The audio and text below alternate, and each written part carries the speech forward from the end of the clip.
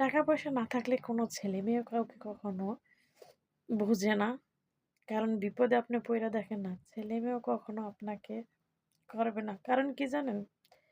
আপনার টাকা আছে তো আপনার সব আছে। টাকা নাই আপনার পিছনে কেউ নাই।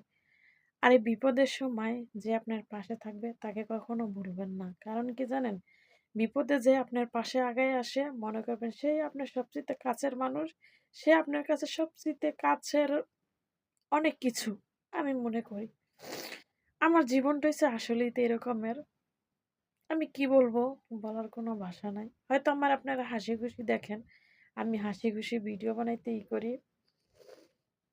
আসলে আমারে বোঝার মতনও কেউ নাই, শোনার মতনও কেউ নাই। আমি একাই যতটাই আসছি না কেন আমি একাই রোজগার করি, আমি একাই কামাই করি, আমি একাই খাই। কারণ কি জানেন? আমার আপন বলতে এ দুনিয়াতে কেউ নাই। আর এই যে আমরা যতটাই করি না কেন বাবা-মা, বাচ্চা-কাচ্চাদের জন্য, আসলেও কেউ কেউর জন্য না। যতই যা করেন না কেন বিপদে পইড়া দেখেন কেউ আপনার কাছে আসবে না। আসলে এই জীবনটা কিন্তু এরমনই। হয়তো আমারও জীবন এমনই ছিল। হয়তো মানুষ বলতে পছন্দ করে, আমি হয়তো বলতে পছন্দ করি না। আসলে আমার জীবনটা হইছে আমি কি বলবো?